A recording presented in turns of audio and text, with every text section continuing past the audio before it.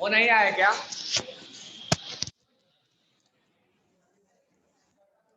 आए?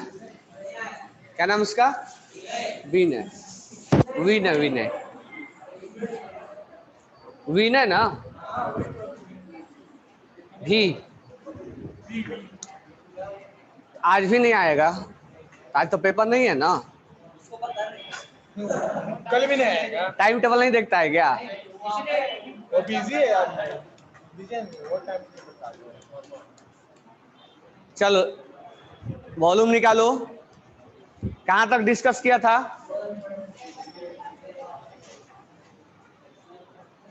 अभी मैथ का लेक्चर था क्या? फिजिक्स का?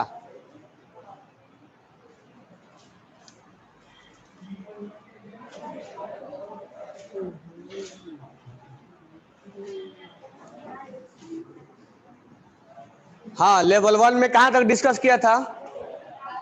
कंप्लीट हो गया। चलो लेवल 1 क्लास होमवर्क निकालो। लेवल 1 होमवर्क, और पहले डाउट बोल लो, फिर मैं बना के लाए होगे ना।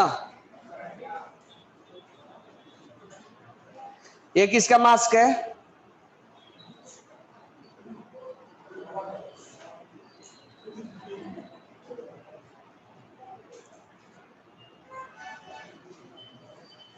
लेवल 1 होमवर्क, डाउट बोलो।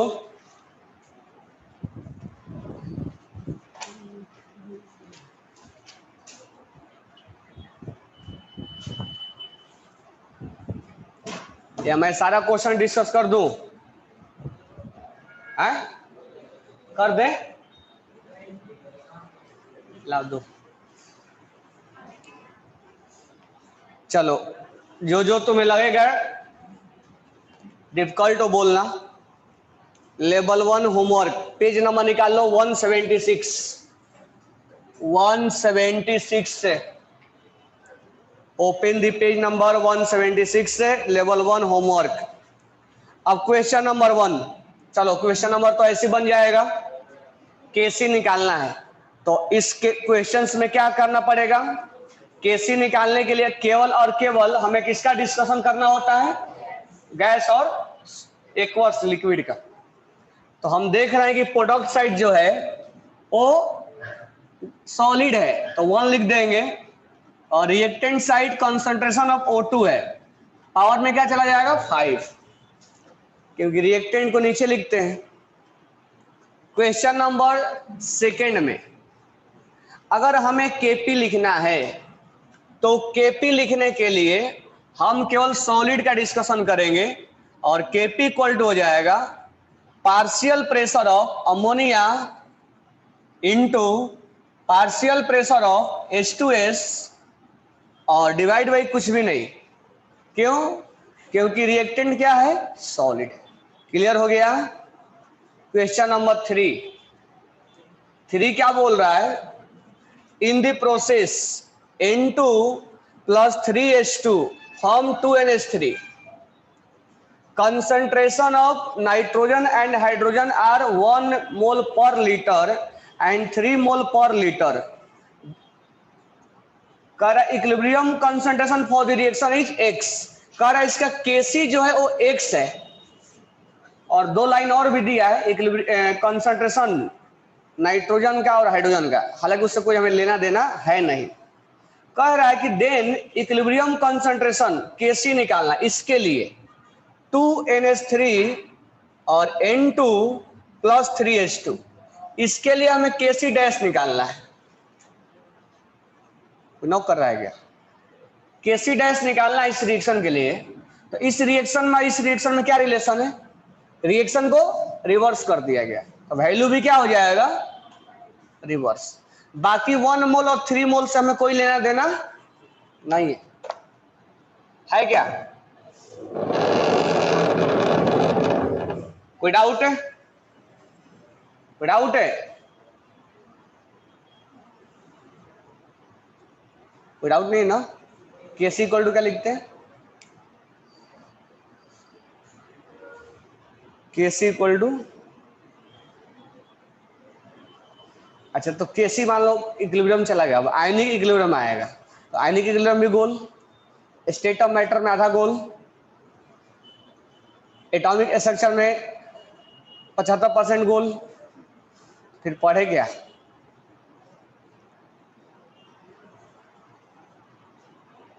पढ़ाई किए क्या?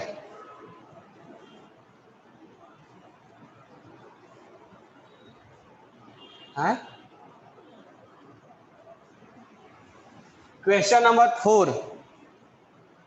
4 में देखो, equilibrium constant for the reaction is इतना। 4 का आंसर देखो, equilibrium constant for the reaction 1000 kelvin पर, वैल्यू है 5 इंटू 10⁻³ के का वैल्यू है ये, नहीं ये 298 केल्विन पर है, और 1000 केल्विन पर है 2 इंटू 10⁻⁵।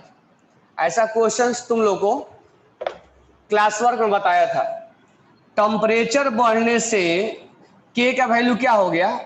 डिक्रीज। देखो यहाँ -3 है, यहाँ -5 है, ये वैल्यू कम है। तो टेम्परेचर बढ़ने से केसी का वैल्यू अगर घटे तो किस रिएक्शन के लिए हम बोलते हैं? एक्सोथर्मिक। लिखवाया था, टेम्परेचर बढ़ाने से के का वैल्यू अगर घटता है तो एक्सोथर्मिक होता है। तो इसका आंसर हो जाएगा एक्सोथर्मिक। एक्सोथर्मिक का मतलब हो गया डेल्टा एच क्या हो जाएगा? निगेटिव। डेल्टा एच निगेटिव हो जाएगा। क्वेश्चन नंबर 5 कह रहा N2 + 3H2 अमोनिया बना equilibrium system. If the pressure increase 25 degree then KC value. If the pressure is increase, अब ये N2 + 3H2 है और 2NH3 है। तुम्हें मैं बताया था कि इधर 3 और 1 4 मोल है और इधर है 2 मोल। तो प्रेशर बढ़ाने से कहां जाएगा? हाई मोल से लो मोल की तरफ, यानी रिएक्शन किधर भागेगा? फॉरवर्ड। तो reaction will be proceed in forward direction, then KC will be. अच्छा, केसी क्या होता है? Product divided by reactant. और जब फॉरवर्ड जाएगा तो प्रोडक्ट का कंसंट्रेशन क्या होगा? ज्यादा होगा। प्रोडक्ट ज्यादा होगा तो केसी ज्यादा होगा। इसका मतलब केसी का वैल्यू क्या होगा? इंक्रीज होगा। केसी विल बी इंक्रीज। ये समझ में आ गया क्यों? जब प्रेशर बढ़ाया जाएगा तो हाई मोल से कहां जाएगा? लो मोल। इसका मतलब रिएक्शन फॉरवर्ड कैरीड आउट होगा। फॉरवर्ड होने का मतलब प्रोडक्ट ज्यादा बनेगा। प्रोडक्ट ज्यादा बनने का मतलब केसी ज्यादा होगा। तो 5 क्वेश्चंस को राइट डाउन करो।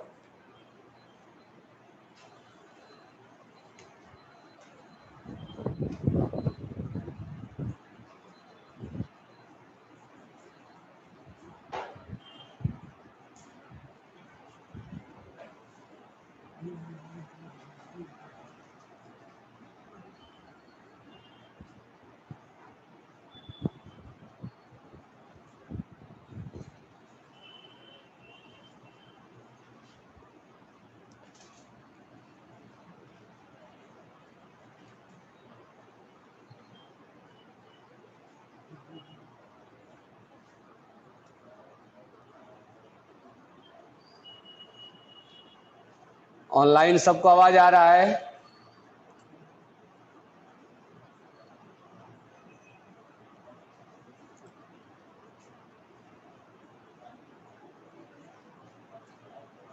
लिख लिए?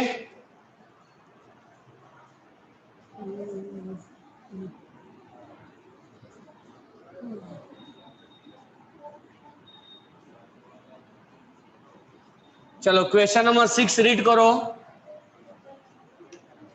6 में क्या बोल रहा है? A + B + heat C + D at equilibrium concentration B is double. By what factor concentration of C will be double change to retain the equilibrium? अब 6 में देखो क्या है। 6 को हम कैसे लिखेंगे? तो Kc इक्वल टू क्या हो जाएगा, कंसंट्रेशन ऑफ सी नहीं लिखेंगे क्योंकि सॉलिड है, कंसंट्रेशन ऑफ B का स्क्वायर और कंसंट्रेशन ऑफ B ये नहीं लिखेंगे क्योंकि ये सॉलिड है। अब B को डबल किया गया, B को डबल किया गया यानी 2B किया गया। अब हम जानते हैं कि अगर B को डबल कर दिया जाए तो Kc पे तो कोई इफेक्ट पड़ता नहीं है क्योंकि कंसंट्रेशन घटाओ बढ़ाओ Kc only and only depend upon temperature. अगर इसको डबल किया गया तो ये कंपनसेट हो जाएगा और इस तरह कंपनसेट हो जाएगा, इस तरह बैलेंस होगा, इसको बढ़ने से ये उसको बैलेंस करेगा। इसका मतलब रूट अंडर 2 टाइम्स D अगर बढ़ गया तो क्या होगा, होगा ये रूट अंडर 2 टाइम्स, क्यों, क्योंकि स्क्वायर लगा हुआ है। तो अगर रूट अंडर 2 टाइम्स के स्क्वायर है और ये D स्क्वायर है और यहाँ 2B है तो रूट अंडर 2 का स्क्वायर हो जाता है 2 और ये D स्क्वायर और ये हो जाएगा 2B। इस तरह से 2 से 2 क्या हो जाएगा, कैंसिल, ताकि इस पर कोई इफेक्ट ना पड़े। तो इसलिए ये रूट अंडर 2 टाइम्स बढ़ेगा, 2 टाइम्स नहीं, क्योंकि ये इस पर लगा हुआ है स्क्वायर। तो यहां से D का कंसंट्रेशन जो हो जाएगा वो रूट अंडर 2 टाइम्स बढ़ जाएगा।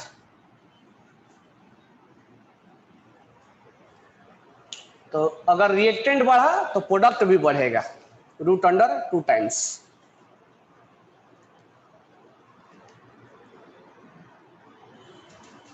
ताकि Kc चेंज ना हो पाए। Kc को चेंज होने के रोकने के लिए प्रोडक्ट को बढ़ाना ही पड़ेगा ताकि उसको बैलेंस करके अगर इसको बढ़ा दिया जाए तो Kc में इफेक्ट डाल देगा, इसको भी बढ़ाना पड़ेगा। तो उसको कितना बढ़ाएं कि ये कैंसिल आउट हो जाए, रूट 2 टाइम्स बढ़ाएं ताकि ये स्क्वायर करूं मैं तो ये कैंसिल आउट हो जाए।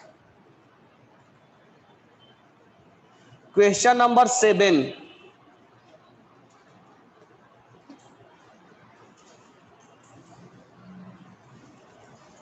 क्वेश्चन नंबर 7 देखो, लिख लिए ये क्वेश्चन नंबर 7।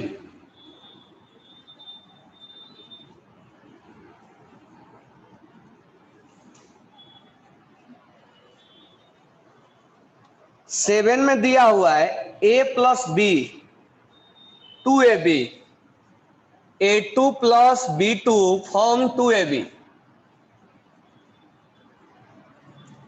केफ दिया है 5 और KB दिया है 15। तो Kc क्या होगा इसका, हम जानते हैं केफ अपॉन KB होता है, केफ है 5 और KB है 15, Kc क्या हो जाएगा 1/3। ये हमने Kc निकाल दिया। अब हमसे क्वेश्चंस में पूछा है कि Kc इसका निकालो 2AB और ये A2 प्लस B2, इसका Kc डैश निकालो, इसका Kc 1/3 है। अब इस रिएक्शन को रिवर्स कर दिया गया, इसका K भी क्या हो जाएगा रिवर्स, ये 3 कहां चला जाएगा ऊपर। क्लियर है?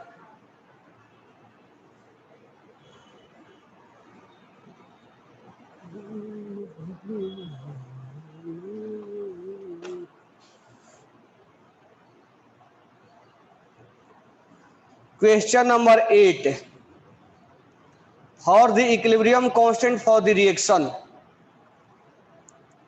A प्लस 2B 40 है, इक्विलिब्रियम कांस्टेंट इस रिएक्शन का क्या होगा। क्वेश्चन नंबर 8 देखो, 8 में क्या बोला हमसे, 8 में बोला है A प्लस 2B क्या बना 2C, इसका Kc जो है 40 है। तो हमसे बोला है B प्लस 1/2 A का क्या होगा।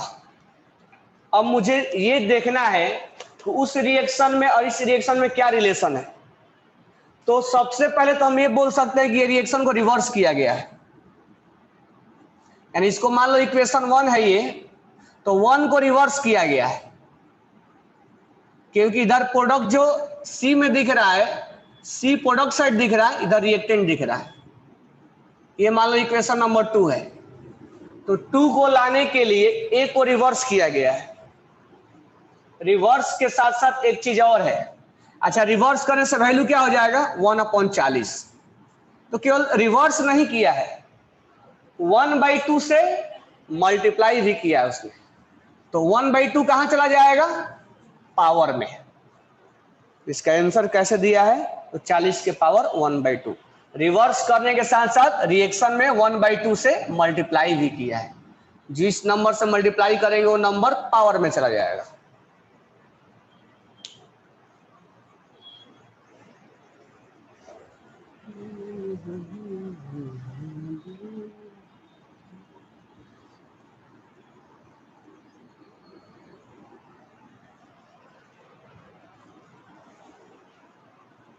Question number 9।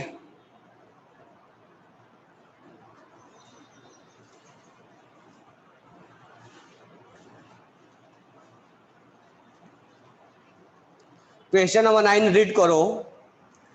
क्वेश्चन नंबर 9 बोल रहा है equilibrium constant for the reaction. एक रिएक्शन लिखा हुआ है और उसका केसी दिया है 4 इंटू 10⁻⁻4। उसका केसी दिया है।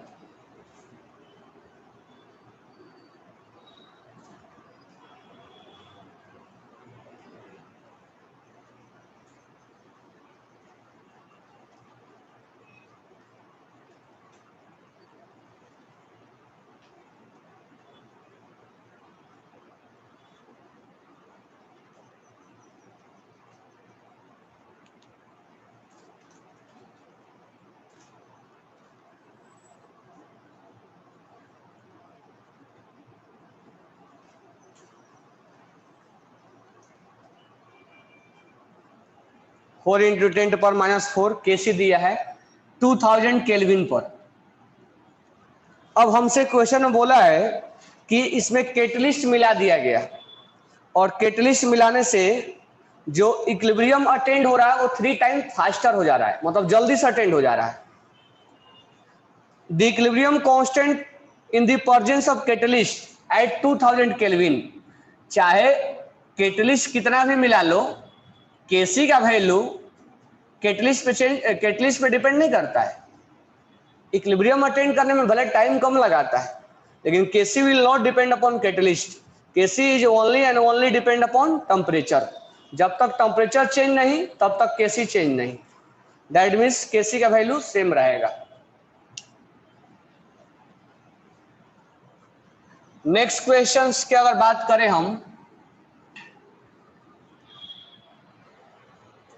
Question number 10। In a reversible reaction, if concentration of reactant is double, equilibrium constant K will be। अब हमसे क्वेश्चन से बोला है कि इक्विलिब्रियम कंसंट्रेशन को डबल कर दिया गया, तो केसी को इफेक्ट पड़ेगा क्या? नहीं। केसी किस पे डिपेंड करता है? केवल और केवल टेम्परेचर पे।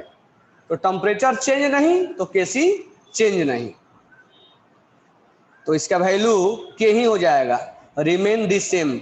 Option number 4। Question number 11।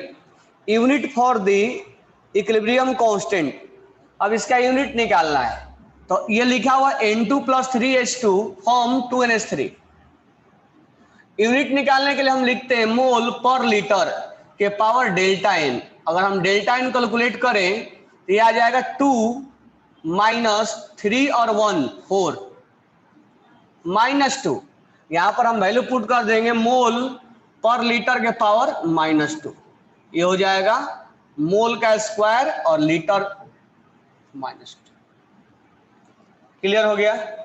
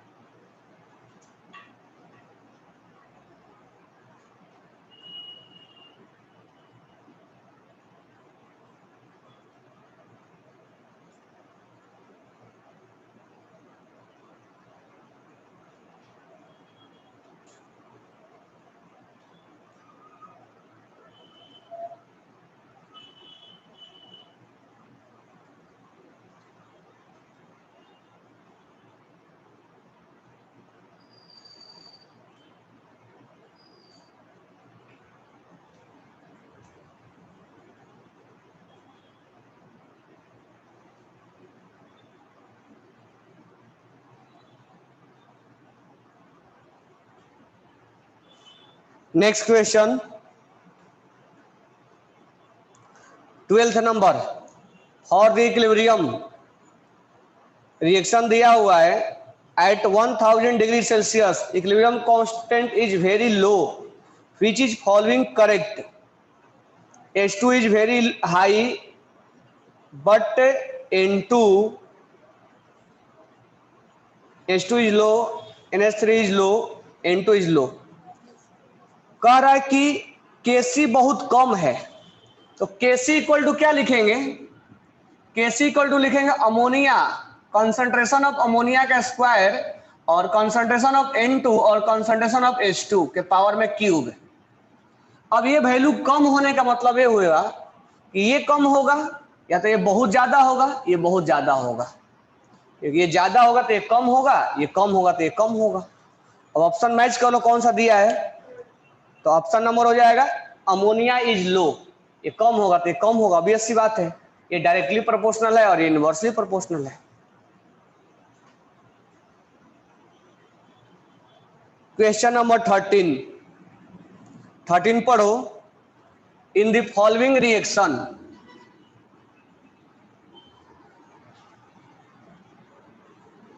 Question number 13.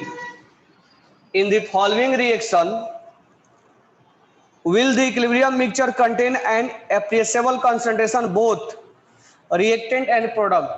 Appreciable concentration का मतलब क्या होता है? Appreciable concentration का मतलब ये होता है, मैं तुम लोग को लिखवाया था कि अगर Kc is greater than 10 to power 3, उस समय Kc equal to product divide by reactant, उस समय प्रोडक्ट ज्यादा होगा। Product is much larger than reactant, तब ये वैल्यू 10 टू पावर 3 से ज्यादा आ रहा है। अगर Kc का value less than 10 to power -3 है, वैल्यू बहुत कम आ रहा है, इसका मतलब ये हुआ कि reactant is much larger then product, तब ये वैल्यू बहुत कम आ रहा है। यहाँ क्वेश्चंस में बोला हमसे कि Kc का प्रोडक्ट और रिएक्टेंट एप्रिसिएबल अमाउंट का है, मतलब ये दोनों का कंसंट्रेशन लगभग आसपास है।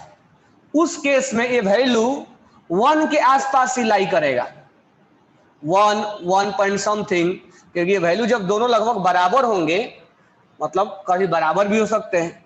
मान लो ये 11 है तो ये 10 है, ये 12 है तो ये 10 है, ये 13 है तो ये 10 है, तो ये वैल्यू लगभग 1 पॉइंट समथिंग के आसपास ही आएगा। यानी दोनों का कंसंट्रेशन लगभग इक्वल एप्रिसिएबल है, लगभग बराबर है। एग्जैक्ट बराबर नहीं बोलेंगे, मतलब आसपास भी हो सकता है। तो एप्रिसिएबल कंसंट्रेशन कहने का मतलब ये हुआ कि दोनों का कंसंट्रेशन लगभग आसपास है। तो उस केस में Kc लगभग क्या होगा? Kc लगभग या तो 1 आएगा या तो 1 पॉइंट समथिंग आएगा। तो हम ऑप्शन में चेक कर लेंगे, किसमें ऑप्शन में 1 के आसपास Kc दिया है।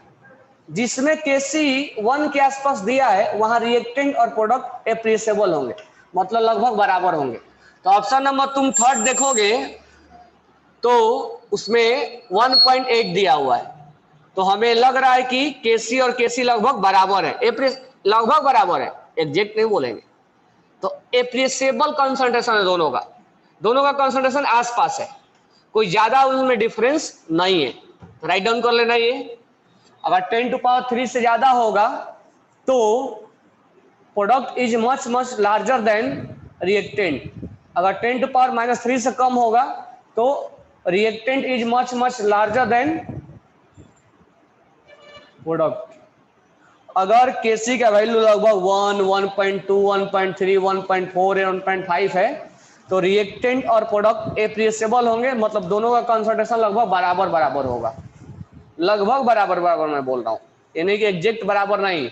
अगर एग्जैक्ट बराबर लाना है तो Kc का वैल्यू 1 लिखना पड़ेगा। क्वेश्चन नंबर 13 हो गया ना। क्वेश्चन नंबर 14 में बोल रहा है कि Kc किस में 10 आएगा, लिख लिए।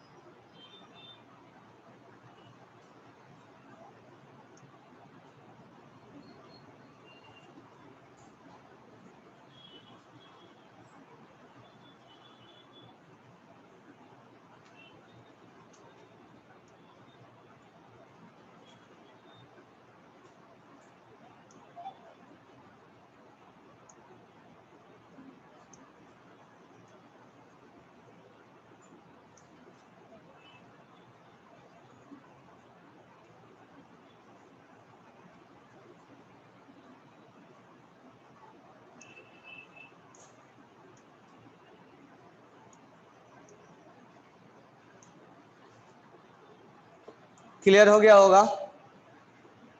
अब ध्यान देना नेक्स्ट क्वेश्चन में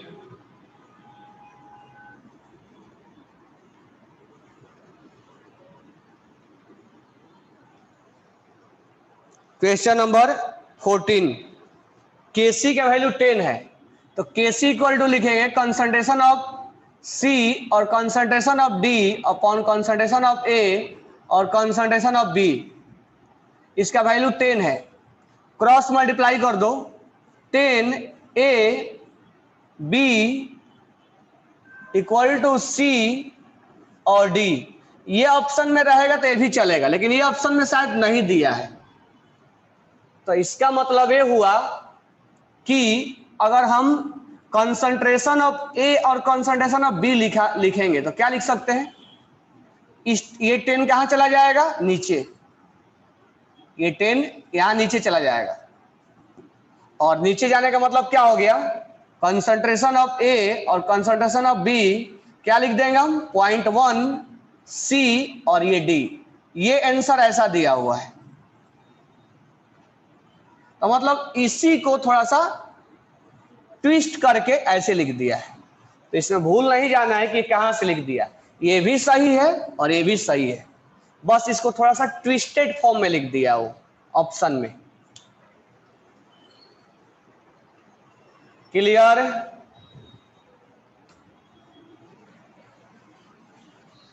क्वेश्चन नंबर 15, N2 और 3H2 का के दे रखा है, केसी रिवर्स करने के बाद क्या आएगा, तो 15 का क्या हो जाएगा, N2 plus 3H2 form 2NH3। इसका वैल्यू के है, 2NH3 form N2 plus 3H2। इसका हमें के बताना है कि केसी क्या हो जाएगा, इसका पहले वाला के का रिवर्स हो जाएगा, क्योंकि रिएक्शन को ही रिवर्स कर दिया गया है। कोई डाउट है, एनी डाउट है?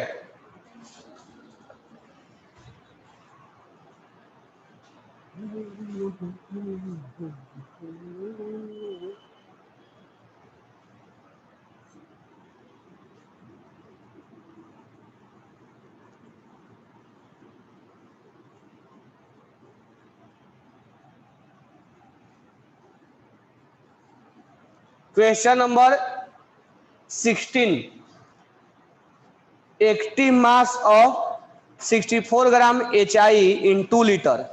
एक्टिव मास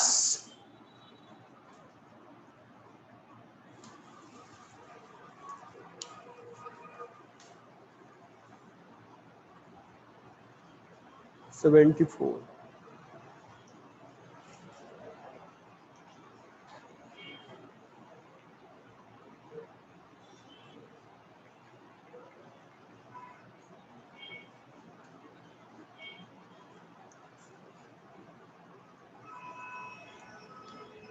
देखो HI का जो मास होता है, एक हाइड्रोजन का होता है और ये 127 होता है, 128 ग्राम होता है मोलर मास।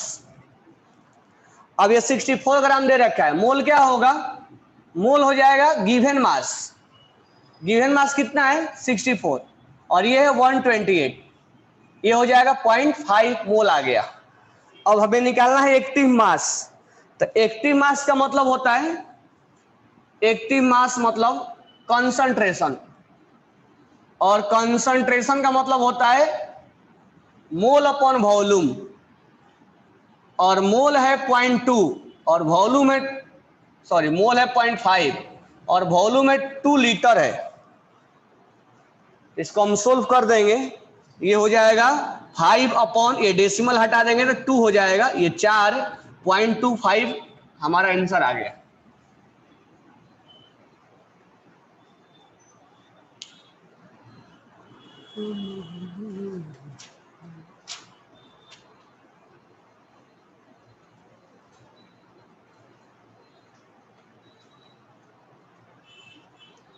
क्वेश्चन नंबर 17,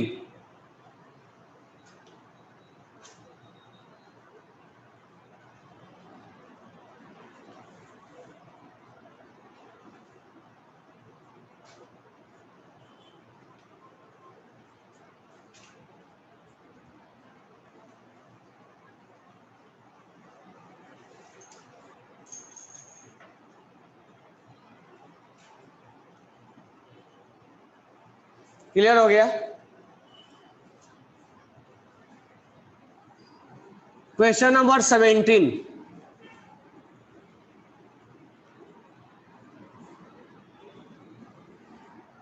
देखो ध्यान से। 17 कह रहा है एक रिएक्शन दिया हुआ है AB3, एक रिएक्शन दिया हुआ है AB3 और ये डिसोसिएट हो रहा है AB2 में और हाफ AB2 में, B2 में।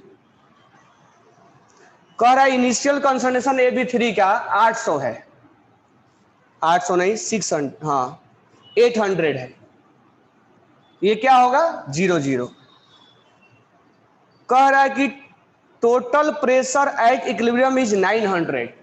जब इक्विलिब्रियम आया होगा तो ये 800 में से कुछ डिसोसिएट हो गया होगा, ये x बना होगा और ये x/2 बना होगा। क्यों? क्योंकि जब ये एक डिसोसिएट हो रहा है तो ये एक बन रहा है, ये एक डिसोसिएट हो रहा है तो आधा बन रहा है। तो ये अगर x डिसोसिएट होगा तो ये x बनेगा और ये x डिसोसिएट होगा तो आधा बनेगा। अब यहां से x कैसे निकाले? तो टोटल प्रेशर दे रखा है 900 और हमारा जो टोटल प्रेशर आया वो 800 माइनस x इसका प्लस x/2 हमारा इतना आया और इसका इतना दिया गया है। यहां से हम x निकाल लेंगे, इससे कैंसिल हो गया। 800 प्लस x/2 इक्वल टू 900। यहां से एलसीएम निकाल देंगे, इधर मैं लिख रहा हूं। तो अगर एलसीएम निकालेंगे तो 1600 प्लस x/2 इक्वल टू 900। ये क्रॉस मल्टीप्लाई कर दो, 1600 plus x equal to 1800, x equal to आ गया 200। अब हमसे क्वेश्चंस में x हमने निकाला, लेकिन हमसे क्वेश्चंस में बोला है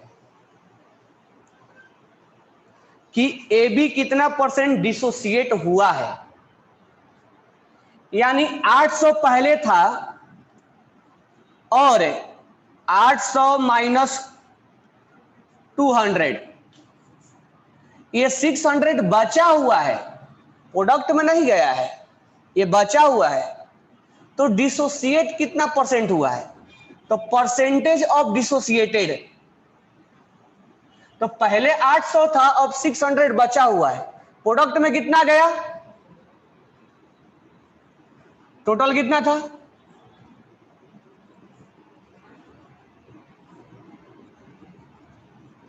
%25 डिसोसिएट हुआ। यानी परसेंटेज डिसोसिएटर का मतलब कितना वो प्रोडक्ट में गया और कितना था। तो कितना प्रोडक्ट में गया, इतना प्रोडक्ट में गया और इतना था इंटू 100, यानी 25% वो प्रोडक्ट में चला गया। यानी 800 था, 200 प्रोडक्ट में चला गया, यानी 25% वो प्रोडक्ट में चला गया। क्लियर हो गया होगा? 17 हो गया। 18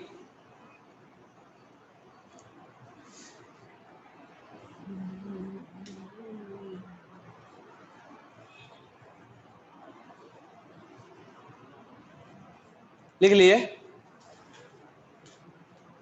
अब क्वेश्चन नंबर 18 पढ़ो। 18 में क्या लिखा हुआ है कि किसमें Kp लेस देन Kc है। Kp का वैल्यू किसमें कम है? तो हमने तुम्हें लिखवाया था क्वेश्चन नंबर 18, अगर डेल्टा n ग्रेटर देन 0 है then Kp is larger than Kc। Delta n less than 0 है, Kc is larger than Kp, और डेल्टा n 0 है तो Kp इक्वल टू Kc। अब तुम देख सकते हो, तुम्हें डेल्टा n निकालने आता है कि डेल्टा n किसका पॉजिटिव है, किसका पॉजिटिव है, जल्दी से बताओ। अच्छा लेस देन पूछा है, तो डेल्टा n किसका निगेटिव निकालना है? कौन सा ऑप्शन है? थर्ड। थर्ड में डेल्टा n कितना आ रहा है? थर्ड में डेल्टा एन कितना आ रहा है? -1, इसलिए आंसर हो जाएगा थर्ड।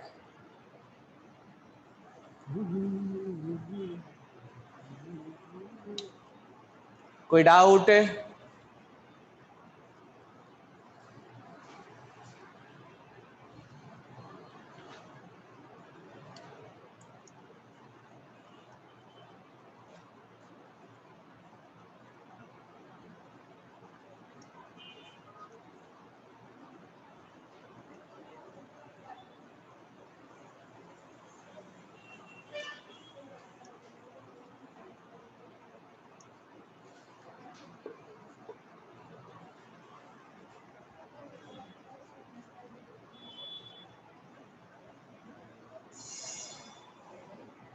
कितना हो गया?